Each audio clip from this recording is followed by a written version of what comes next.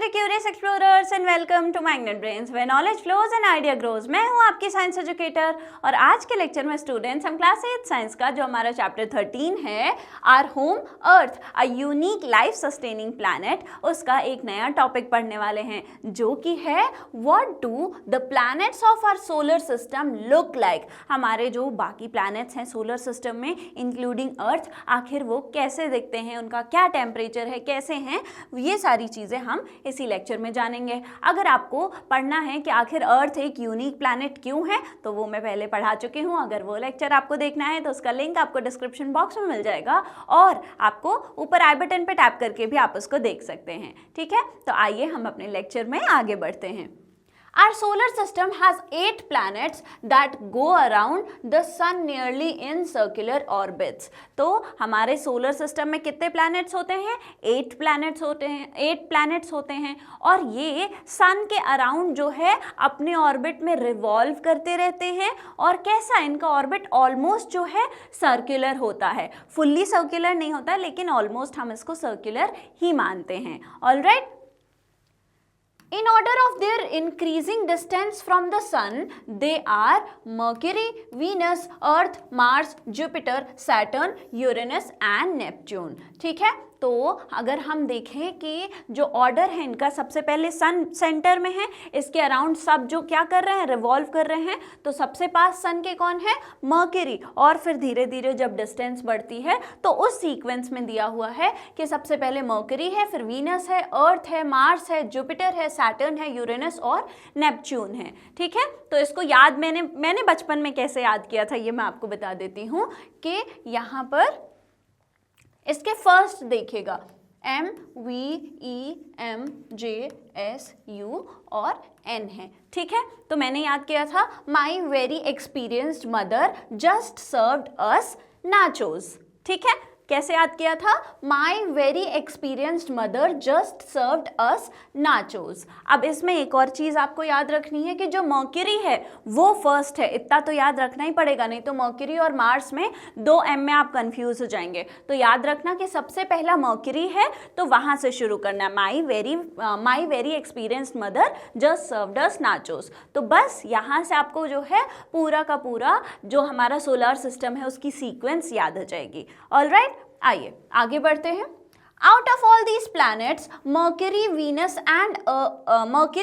Earth and Mars are relatively small and rocky planets। अब इन सारे जो हमारे planets हैं इनमें जो हमारे सन के पास वाले हैं ये 4, ये कैसे हैं? ये थोड़े रॉकी हैं, इन पे आपको बड़े बड़े रॉक्स और बोल्डर्स मिलेंगे। और यहाँ पर जो है हमारा अगर planets देखें तो इनका साइज भी कैसा होता है? स्मॉल होता है। तो स्टार्टिंग वाले जो हैं वो कैसे हैं? वो स्टार्टिंग के 4 जो हैं वो रिलेटिवली स्मॉल है। लेकिन आप देखेंगे जुपिटर सबसे बड़ा, सोलर सिस्टम में सबसे बड़ा जो प्लैनेट है वो कौन सा है? जुपिटर है।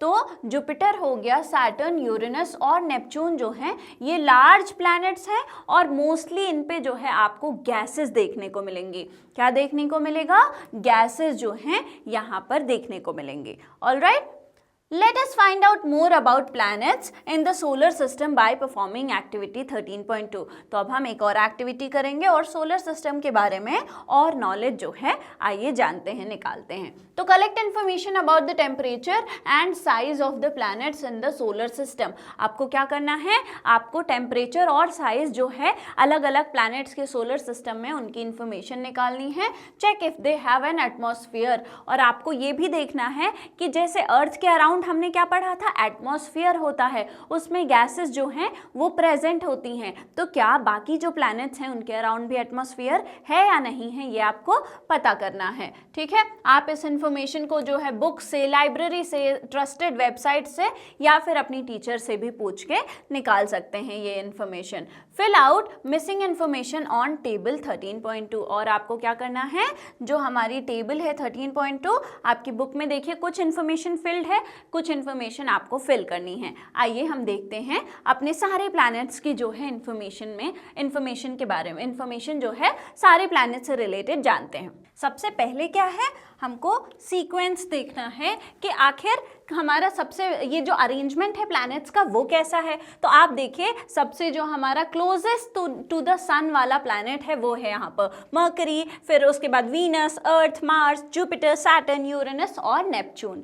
तो ये आप देखेंगे तो ये सोलर सिस्टम का करेक्ट सीक्वेंस है। अब उसके बाद टेम्परेचर है, तो मर्करी का टेम्परेचर जो है 170 डिग्री सेल्सियस होता है। ये टेम्परेचर तो बहुत हाई है। तो ये जो कंसेप्ट हम लगा रहे हैं टेम्परेचर के पीछे का कि जो प्लैनेट सबसे पास है हमारे सन के वो कैसा है, वो हॉट होना चाहिए। जैसे जैसे डिस्टेंस जो है बढ़ती जाएगी जो टेम्परेचर है वो भी कम होता जाएगा। ये कंसेप्ट बिल्कुल करेक्ट है, लेकिन एक एक्सेप्शन है, अगर आप नोटिस करिए तो वीनस जो है उसका टेम्परेचर मर्करी से भी ज़्यादा होता है।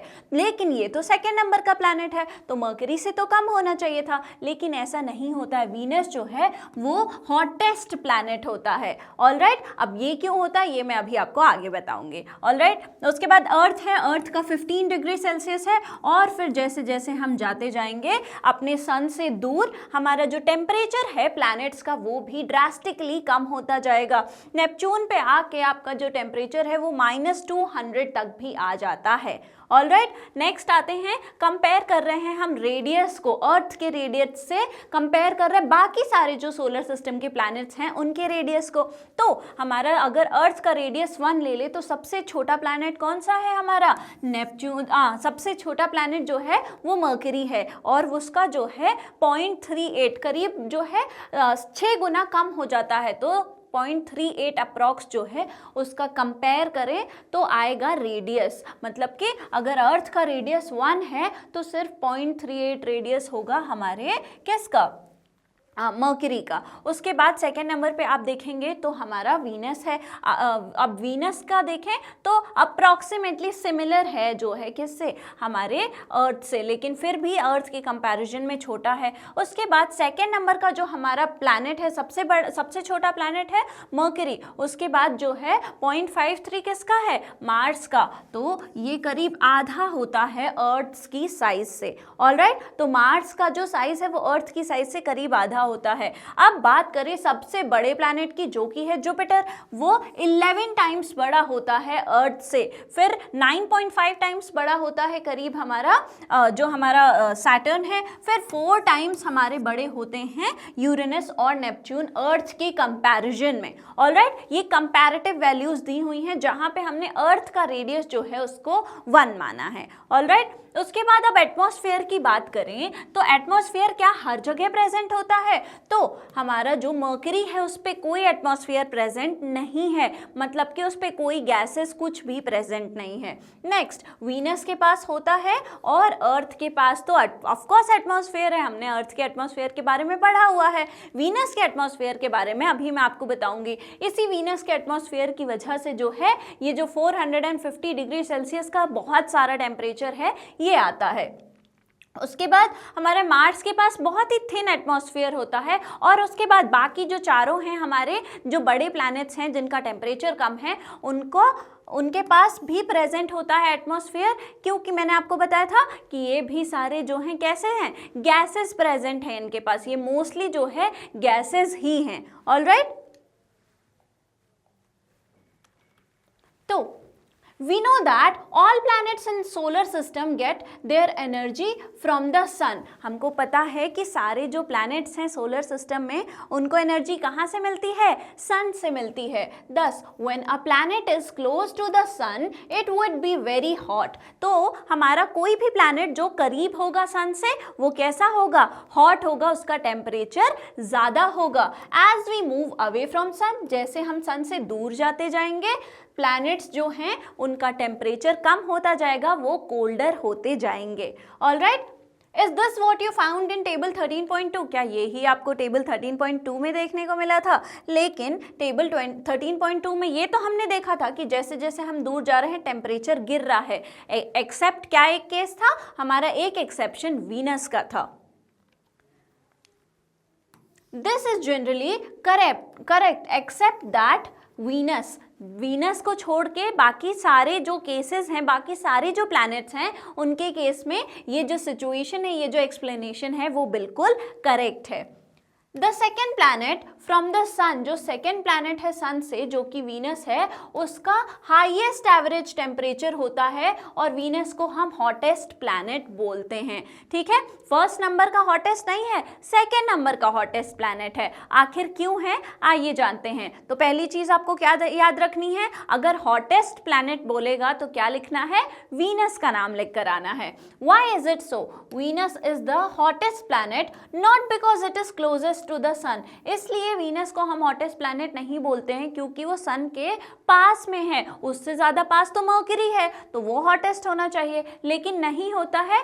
क्यों, क्योंकि because it's thick atmosphere traps heat. हमने क्या देखा था कि एटमॉस्फेयर जो है उसके पास क्या है, हमारा वीनस जो है उसके पास एटमॉस्फेयर प्रेजेंट होता है। तो एटमॉस्फेयर क्या करता है, हीट को ट्रैप करके रखता है। जब सन रेज आके पड़ती हैं, जब एयर जो हमारा सन रेज है, पहले यहाँ से बात करते हैं, सन रेज आई और वीनस के जो सरफेस है उस पर गिरी। अब वो जो सरफेस है वो क्या करेगी, हीट को रेडिएट करेगी। जब वो हीट रेडिएट होगी तो बहुत सारा वहाँ पे कार्बन डाइऑक्साइड प्रेजेंट है। जो एयर वीनस के पास है उसके पास मेजरली कार्बन डाइऑक्साइड प्रेजेंट होता है। अब ये कार्बन डाइऑक्साइड क्या करता है, उस हीट को ट्रैप कर लेता है। तो जब ये हीट को ट्रैप कर लेगा और एटमॉस्फेयर से बाहर नहीं जाने देगा, उसकी वजह से टेम्परेचर जो है बहुत ज्यादा होता है। ऑलराइट, इसलिए हमारा सबसे हॉटेस्ट प्लैनेट होता है वीनस।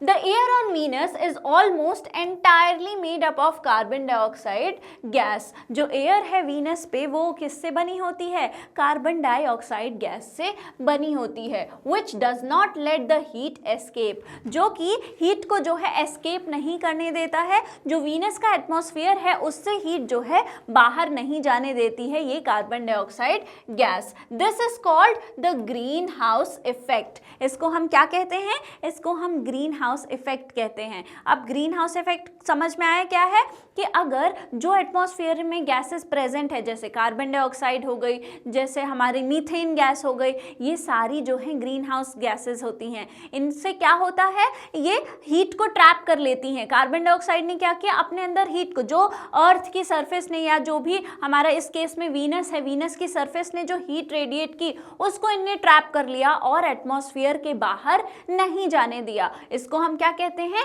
ग्रीन हाउस इफेक्ट कहते हैं। Alright, and it makes Venus even hotter than Mercury, which is relatively closer to the sun। और ये भले ही मर्करी सन के ज़्यादा पास है as compared to Venus, Venus को ज़्यादा हॉट बनाता है। क्या effect, greenhouse effect. Alright, on the earth also, gases like carbon dioxide in the atmosphere trap heat by absorbing radiation given off by the earth after it gets warmed by the sun। अब क्या हो रहा है, अर्थ पर भी आपको green house effect देखने को मिलता है। कैसे, अर्थ पे जो है सन रेज आई, अर्थ की जो सरफेस जो है हीट हुई, अब वो हीट जो है रेडिएट कर रही है अर्थ की सरफेस। जब हीट रेडिएट कर रही है तो जो कार्बन डाइऑक्साइड प्रेजेंट है अर्थ पर, वो क्या करेगा, वो जो है उस हीट को ट्रैप कर लेगा। और जब हीट को ट्रैप कर लेगा तो यहाँ पे भी क्या देखने को मिला, ग्रीन हाउस इफेक्ट जो है देखने को मिला। ठीक है, तो कार्बन डाइऑक्साइड क्या करती है, हमारे एटमॉस्फेयर से हीट को रिलीज नहीं होने देती है। जो हीट अर्थ रिलीज करती है, रेडिएट करती है, उसको ये ट्रैप कर लेती है। Thus, greenhouse effect plays an important role in maintaining just the right temperature on Earth। तो इस तरीके से ग्रीन हाउस इफेक्ट जो है अर्थ पे सही टेम्परेचर मेंटेन रहे, बहुत ज़्यादा ठंड ना हो जाए, इसलिए क्या करती है, जो हमारी अर्थ है वो ग्रीन हाउस इफेक्ट की हेल्प से अर्थ का टेम्परेचर मेंटेन करके रखती है। ऑलराइट, स्टेप फर्दर में आइए हम ग्रीन हाउस इफेक्ट के बारे में थोड़ा सा और जान लेते हैं। तो the greenhouse effect that causes a planet like Venus and Earth to trap heat does not work the same way as greenhouse effect for growing plants in a cool climate. तो जो green house effect है, जो कि हमने अभी Venus के लिए पढ़ा, अर्थ के लिए पढ़ा, जो कि हीट ट्रैप करती है, वैसा ही ग्रीन हाउस इफेक्ट जो है, आप जब किसी ठंडी जगह में एक ग्रीन हाउस बना रहे हैं प्लांट प्लांट्स को ग्रो करने के लिए वो सेम इफेक्ट नहीं देखने को मिलेगा। ये हमने क्या बनाया है, एक ग्रीन हाउस बनाया है। इसका जो पर्पस है वो भी यही है कि ये हीट को ट्रैप करके रखे, लेकिन इसका जो फंक्शनिंग है वो वैसा नहीं होता है जैसा हमारी अर्थ पर जो हमने अभी जो पढ़ा कि अर्थ और वीनस पे जो ग्रीन हाउस इफेक्ट देखने को मिलता है वैसा सेम टू सेम ये नहीं है।